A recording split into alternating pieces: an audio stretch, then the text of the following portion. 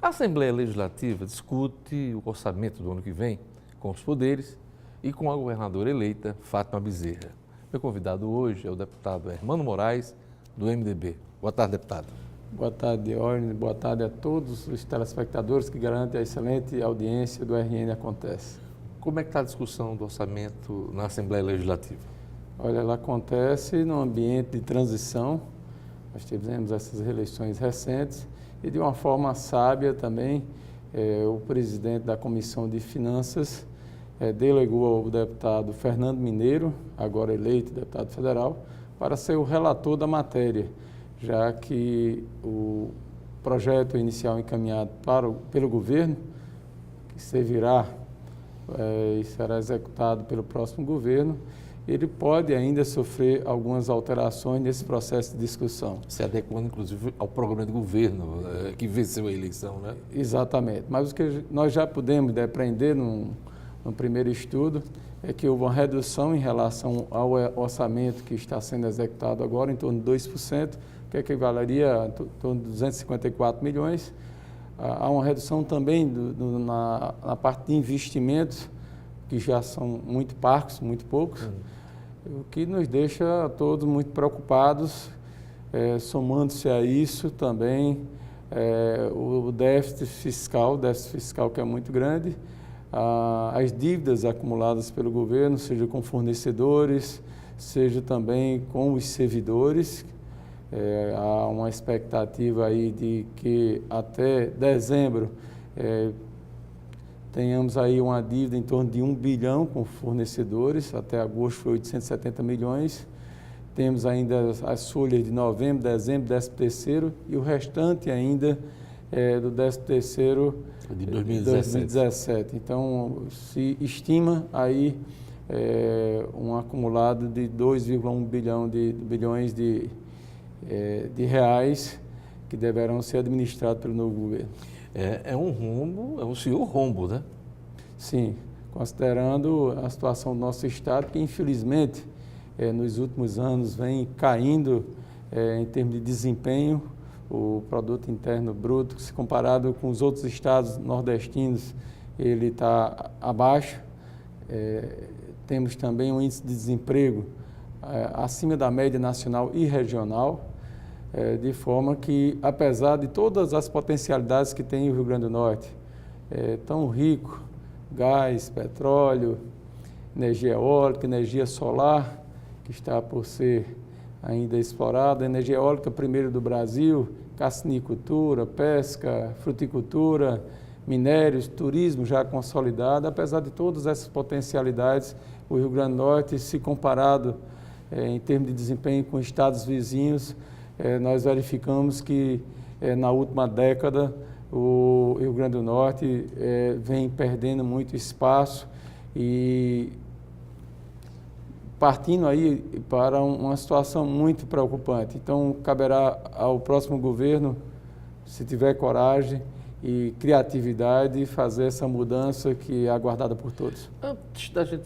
analisar, avaliar as principais medidas que devem ser tomadas logo no começo do ano, eu queria perguntar ao senhor, por que é que o Rio Grande do Norte desandou, hein? Eu acredito que faltou uma maior capacidade de enxergar o futuro desse Estado. Governos que se sucederam não tiveram a exata dimensão do potencial do Rio Grande do Norte. Nós perdemos muito na atração de investimentos, apesar dessas potencialidades que eu já citei. Tivemos uma crise fiscal que vem perdurando e aumentando ao longo do tempo.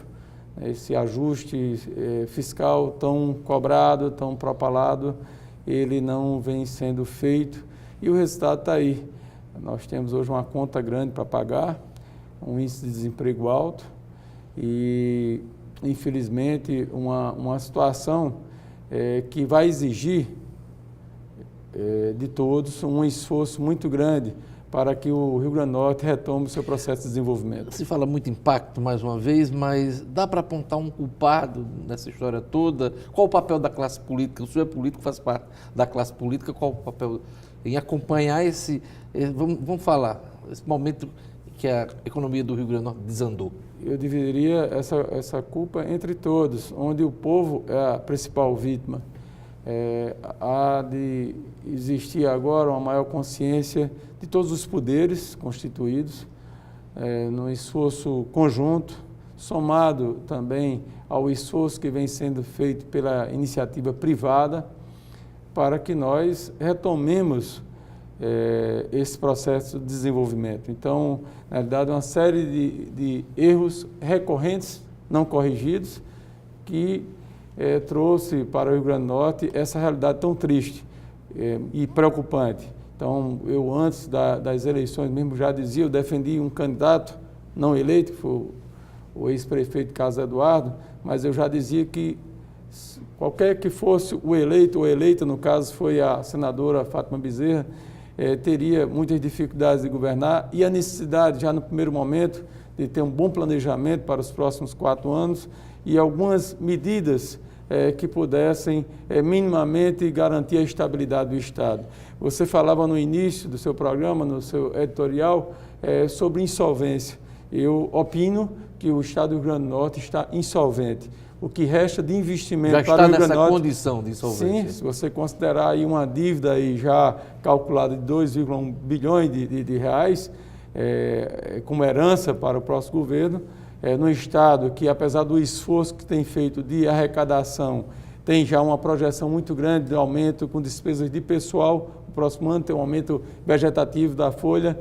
Nós temos também essa dívida acumulada com os fornecedores, que traz também um prejuízo muito grande para a economia do Estado, porque se as pessoas que prestam, as empresas que prestam serviço ao Estado não recebem, elas também entram em dificuldade, muitas vezes em colapso e vão até a falência. Então, nós temos que fazer toda uma engenharia para que, no esforço conjunto, possamos superar essa crise.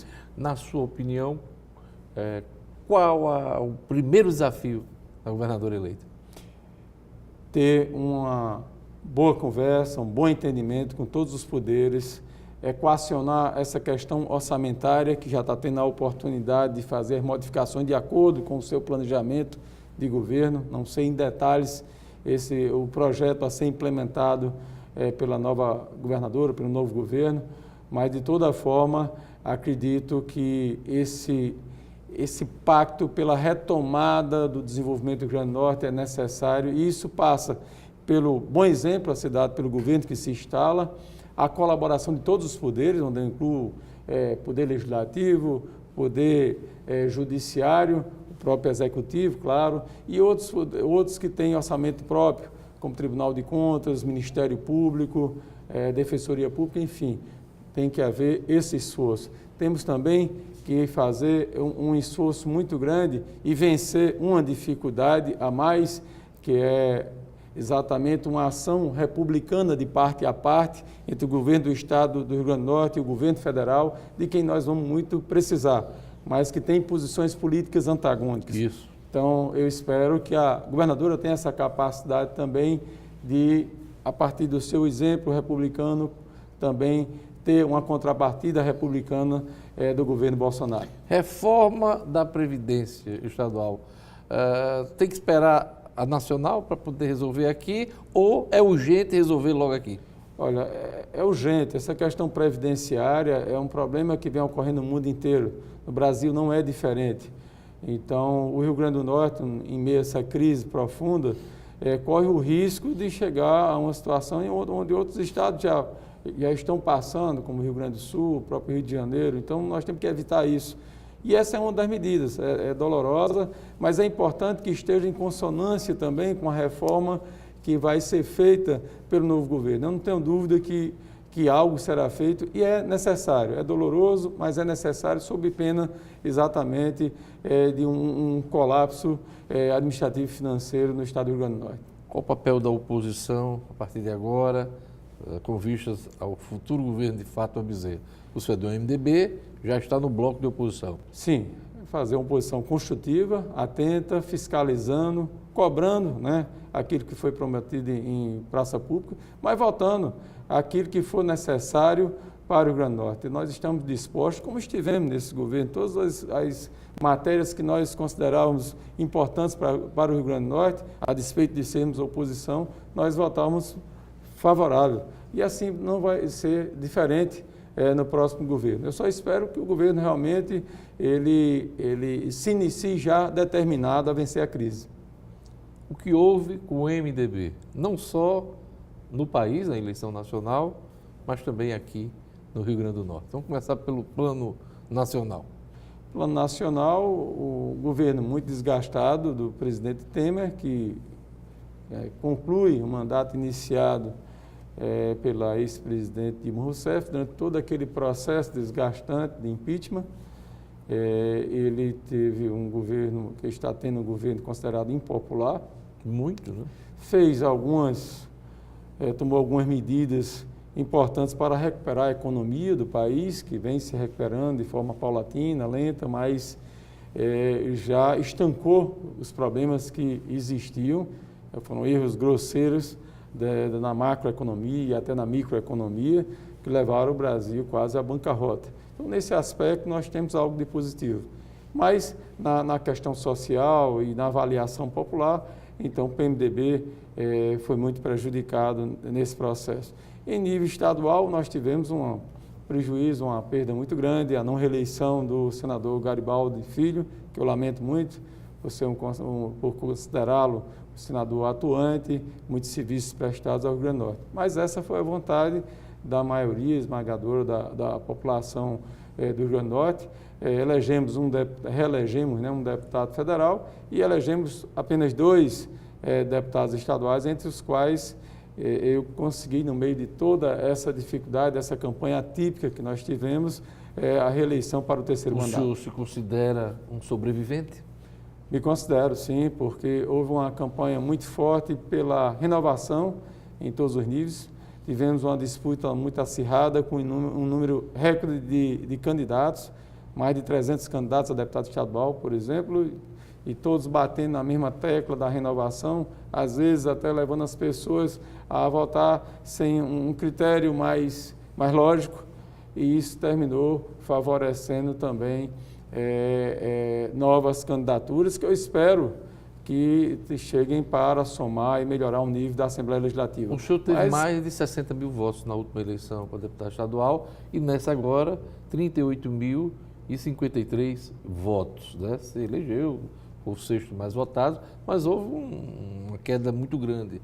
Essa coisa de muitos candidatos, o que é que explica essa queda, que foi um fenômeno nacional e também para deputado federal? Como é que você explica? Nós tivemos uma queda, né, em todos os níveis, para deputado federal, deputado estadual, não só aqui no Rio Grande do Norte, mas em todo o estado. E eu tinha uma expectativa de ter uma votação um pouco maior, achava que poderia chegar aí aos 45 mil votos. Ultrapassei os 38 mil votos, fiquei feliz porque foi reeleito na 6ª colocação, mas interpreto também aquilo que foi colocado nas urnas, né? A política está mudando, o cidadão brasileiro demonstrou estar mais atento, né, e mais cobrador da classe política, o que é bom, que eu considero como um avanço. Acho que o Brasil está mudando e haverá de mudar para melhor. Espero que o governo federal, assim como o estadual, acertem e que possa o Brasil, com todo o potencial que tem, melhorar, garantir melhor qualidade de vida, mais geração de emprego e renda. Esse é o maior programa social que existe, é esse que nós defendemos, inclusive, com muita ênfase nesse mandato, exatamente o setor produtivo que gera emprego e renda. E no Rio Grande do Norte, nós precisamos dar mais atenção a quem produz. A imprensa tem especulado que o senhor pode mudar de legenda, pode deixar o MDB. Até que ponto isso procede? Olha, nós estamos num processo de mudança, né? Já se fala até na criação de novos partidos diante dessa nova realidade nacional. Muitos partidos devem ser extintos aí diante da lei eleitoral e por não ter cláusula de barreira, exatamente, né? A cláusula agora é de desempenho, né? Mudou de barreira para desempenho, mas no mesmo sentido.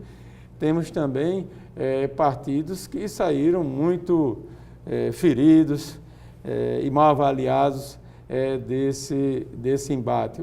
O MDB não é diferente, está nesse contexto. Nós vamos aguardar os fatos com toda a tranquilidade. Nós temos é uma preocupação muito grande de exercer com toda a dignidade os nossos mandatos. Foram 4 como vereador em Natal. Então o senhor avalia Agora a possibilidade de deixar o MDB? Não, vamos avaliar o quadro político, né, sem pressa, com toda a responsabilidade, mas sempre com muito espírito público, pensando naquilo que for melhor para o Rio Grande do Norte, não analisando apenas do ponto de vista pessoal. Nós temos que analisar o contexto geral e ver onde nós podemos ajudar mais ao Rio Grande do Norte nesse momento de profunda crise.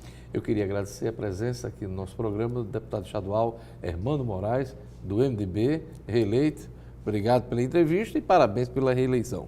Eu que lhe agradeço, Dione, e aqui me despeço de você e de todos que garantem a excelente audiência desse programa. Muito obrigado, boa tarde para todos. É isso aí. O RN Acontece vai ficando por aqui. Obrigado pela audiência. Siga com a programação da Band Natal. Veja a reprise do programa no portal nominuto.com. O RN Acontece volta amanhã. Até lá.